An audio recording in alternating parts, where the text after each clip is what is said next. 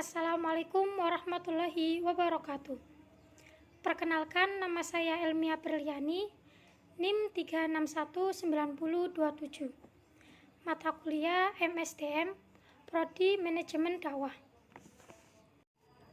Video ini saya buat guna memenuhi tugas UTS Manajemen Sumber Daya Manusia. Dan saya di sini memilih yang poin pertama. Yang pertama itu, langkah-langkah apa sajakah dalam proses rekrutmen tenaga kerja di perusahaan? Jelaskan dan berikan contohnya. Yang kedua, langkah-langkah apa saja yang harus dilakukan agar diterima di perusahaan yang diinginkan? Jelaskan dan berikan contohnya. Sebelumnya, saya akan menjelaskan apa itu rekrutmen. Rekrutmen merupakan suatu usaha untuk mencari tenaga kerja dan memikat calon tenaga kerja tersebut untuk dapat bekerja di perusahaan dan menempati posisi dengan yang diinginkan. Tujuan rekrutmen sendiri untuk mendapatkan kandidat pelamar, kemudian setelah itu dilakukannya proses seleksi, yakni proses untuk menentukan kandidat mana yang layak untuk mengisi jabatan tertentu yang tersedia di perusahaan. Baik, untuk yang selanjutnya, saya akan menjelaskan apa saja langkah-langkah dalam proses perekrutan tenaga kerja beserta contohnya. Yang pertama itu ada menganalisis kebutuhan posisi dan jabatan.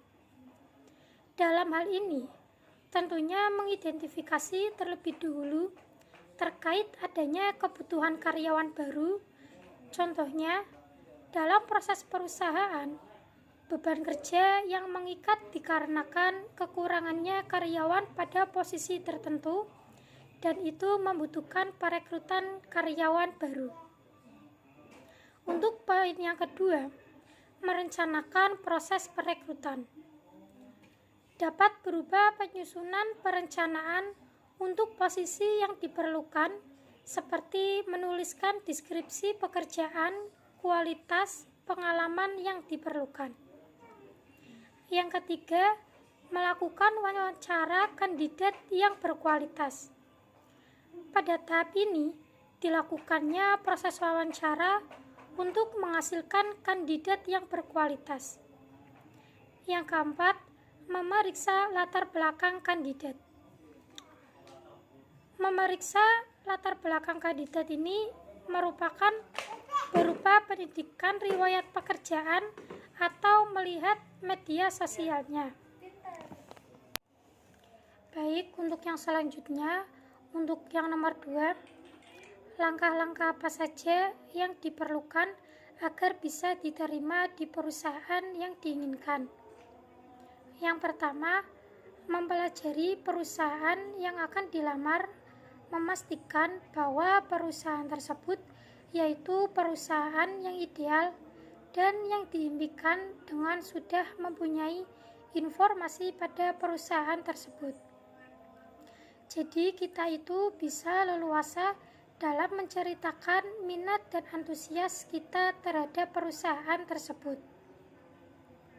Yang nomor 2, memperhatikan dan memastikan dalam pembuatan CV agar menarik, singkat, padat, dan jelas. Yang ketiga, menunjukkan pengalaman atau kemampuan yang dimiliki sesuai dengan lowongan pekerjaan. Seperti menunjukkan bahwa kita itu memang mempunyai keahlian di perusahaan yang kita inginkan. Contohnya, perusahaan membutuhkan sekretaris dan kita sebagai pelamar tentunya harus menonjolkan kemampuan kita dan pengalaman sebagai sekretaris ataupun keahlian untuk bisa menjadi sekretaris. Yang keempat, saat sedang diwawancara, sebaiknya berkata jujur dan tidak berlebihan. Dalam menjawab pertanyaan, saat wawancara sebaiknya jangan mengada-ngada dan jawabannya itu harus meyakinkan jangan ragu dan harus sesuai dengan potensi yang apa kita miliki. Jadi apabila kita ditanya tentang kemampuan, maka kita itu harus sesuai dengan apa yang kita miliki kemampuannya, tidak boleh berlebihan agar bisa diterima karena bisa merugikan diri kita sendiri. Untuk yang kelima, menunjukkan rasa percaya diri. Adanya rasa percaya diri bisa menggambarkan kemampuan dan pengalaman. Contohnya itu dalam melamar pekerjaan, tentunya diperlukan sikap rasa percaya diri akan keberhasilan dan kegagalan yang menghantui dalam proses perekrutmen yang efektif akan menghasilkan sumber daya manusia yang terbaik, yang harus sesuai dengan rencana bisnis perusahaan, karena perekrutan karyawan harus seimbang dengan kebutuhan perusahaan dan karyawan yang ada. Terima kasih. Sebelumnya minta maaf apabila ada kata yang kurang tertata, tutur yang kurang teratur. Billahi taufiq wal hidayah. Assalamualaikum warahmatullahi wabarakatuh.